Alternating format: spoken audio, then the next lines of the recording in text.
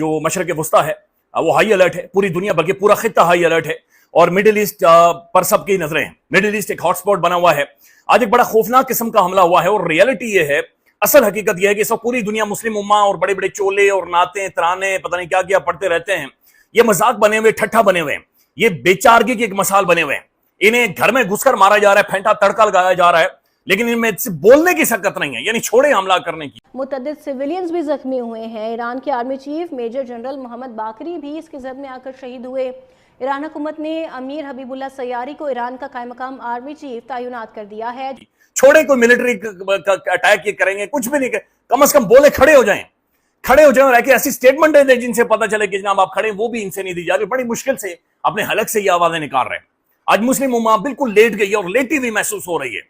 یہ شیخ بالکل بکاؤ ہیں، شرم کا مقام ہے، یہ صرف پیسے، دولت اور عورتوں کے پیچھے پڑے ہوئے ہیں۔ ایسے بالکل پہلے اس میں جو ریزولوشن پاس ہوئی ہے، پاکستان نے پھر ایبسٹین کیا ہے، لیکن امریکہ نے ایران کے جوہری پروگرام کی مخالفت کی ہے۔ ایران کے اس تنازع کو لے کے امریکہ کا حالیہ یہ بیان کہ ہمارا اس سے کوئی لینا دینا نہیں۔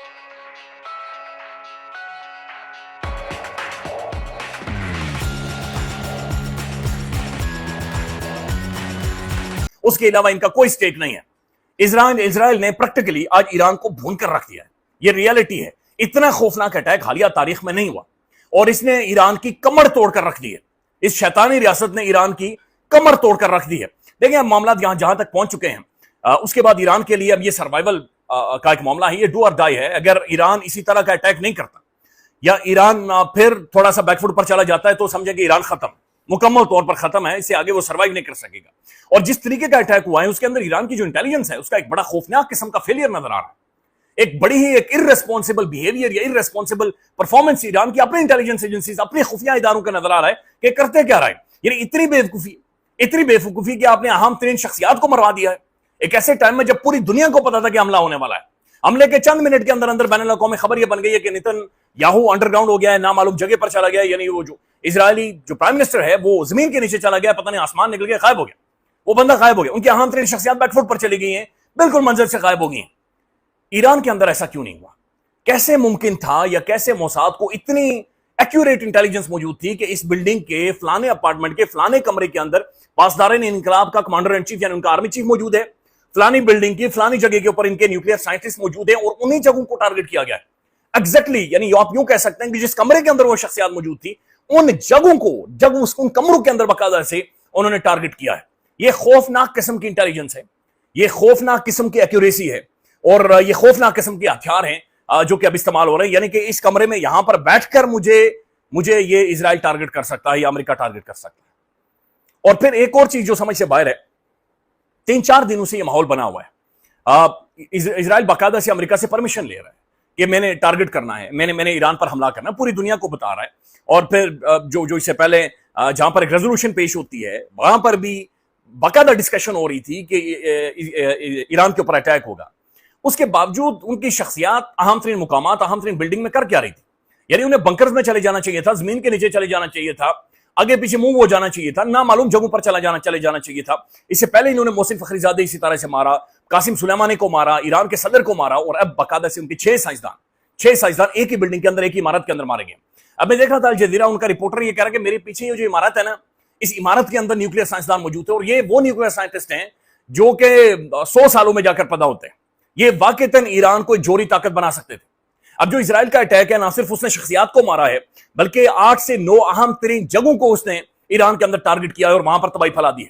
ان کی جوہری تنصیبات، ان کی جو واپس حملہ کرنے کی کیپیسٹی تھی، صلاحیت تھی، اسے ختم کر دیا۔ بلکہ بی بی سی جو رپورٹ کر رہا ہے میں آپ کے سامنے رکھتا ہوں، چونکہ یہ اس وقت سب سے بڑی خبر بنی ہوئی ہے۔ ایران کے جوہری افسردگی کے مرکزی مقام کو نشانہ بنایا گیا ہے انٹرنیشنل ایٹمک ایجنسی کی تصدیق، اور باقاعدہ سے انہوں نے ویڈیو ایویڈنس بھی جاری کیے کہ جس طرح کا اٹیک انہوں نے کیا ہے۔ ایران کے مسلح افواج کے چیف اینڈ سٹاف محمد باقری بھی اسرائیلی حملے میں ہلاک ہو گئے ہیں۔ ایران نے اس سے قبل پاسداران انقلاب کے کمانڈر ان چیف حسین سلامی اور 2 جوہری سائنسدانوں کے مارے جانے کی تصدیق کی، اور یہ 6 جوہری سائنسدان ہیں ایران کے جو کہ شہید ہوئے ہیں، انہیں مار دیا گیا ہے۔ It's a very sad happening جو کہ یہاں پر ہوا ہے۔ عراق کے ساتھ جنگ کے بعد یہ ایران نے اپنی سرزمین پر اس پیمانے کی فوجی کارروائی نہیں دیکھی ہے، اور اس بارے میں پیش گوئی کرنا پہلے بھی کہیں زیادہ مشکل ہو گیا ہے کہ اس خطے میں آگے کیا ہونے والا ہے۔ ظاہر ہے دیکھیں اب سوال یہ پیدا ہوتا ہے کہ ابھی تک تو 100-150 और 200 ड्रोन्स भेजे हैं ईरान ने इजराइल की तरफ, और ज़ाहिर है उन्हें इंटरसेप्ट कर दिया जाएगा। एक बड़ा तगड़ा डिफेंस सिस्टम है इजराइल का। लेकिन जो ईरान के पास बैलिस्टिक मिसाइल्स है, क्या मिसाइल स्ट्राइक करेगा? और मिसाइल स्ट्राइक ये सिर्फ इजराइल पर होगी या फिर ये मिडिल ईस्ट के अंदर मौजूद अमेरिकन बेसिस पर और अरेबियन सी के अंदर मौजूद अमेरिकन बहरी बेड़े पर भी होगी?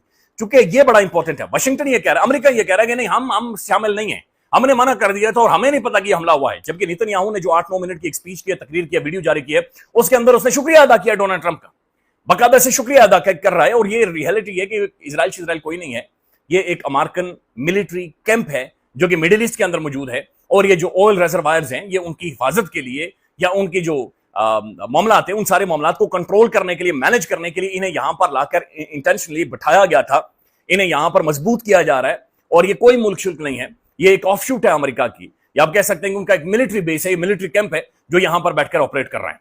बगैर अमेरिका की हिमायत की, आशीर्वाद की कर नहीं सकते, ना तो इनकी जुर्रत है ना सलाहियत है। और ये जो इंटेलिजेंस और सर्विलेंस है, ये सारी अमेरिका ही प्रोवाइड कर रहा है और वही करवा रहा है। तो लेट्स सी के क्या बनता है। लेकिन साथ साथ ये भी देखना होगा कि कौन सी एयर स्पेस इस्तेमाल हुई हैं। अब जो एयर स्पेस इस्तेमाल करके ये सारा टारगेट किया है, ये बड़ा खौफनाक है। और इसके अंदर नजर आ रहा है कि जो मुसलमान हैं ये बिल्कुल फारिग हैं और ये खुद सहूलत कार्य कर रहे हैं।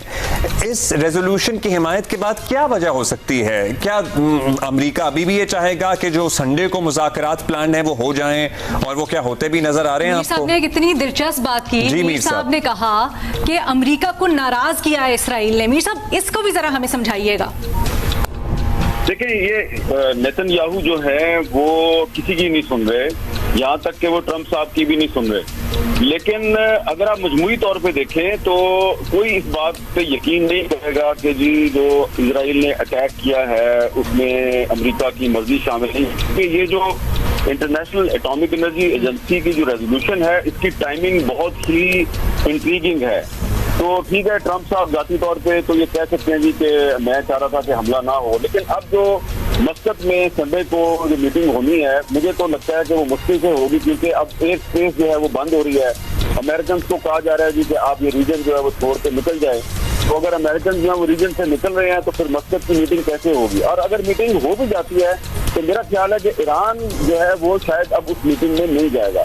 लेकिन जो सबसे अहम बात है वो ये है कि हम पाकिस्तान में ऐसा लग रहा है कि कुछ लोग कंफ्यूज हैं कि जी एक बहुत अरसे के बाद पाकिस्तान और अमेरिका के ताल्लुकात बड़े अच्छे हो गए हैं, तो पाकिस्तान जो है वो क्या करे और क्या पोजीशन लेनी चाहिए। देखें, बिल्कुल ठीक है, डोनाल्ड ट्रंप साहब जो है उन्होंने स्टेटमेंट दिए हैं, पाकिस्तान के हक में दिए हैं, उन्होंने कश्मीर के मसले पे बात की है। लेकिन इस हकीकत से कोई इनकार नहीं कर सकता कि जो पिछले महीने मई 2025 में पाकिस्तान और इंडिया की जो जंग थी, इसमें अमेरिका ने खुलकर पाकिस्तान की हिमायत नहीं की, बल्कि आप ये बिल्कुल नहीं कह सकते कि अमेरिका पाकिस्तान के साथ खड़ा था। पाकिस्तान के साथ सिर्फ 3 मुल्क जो हैं वो खुल के खड़े थे।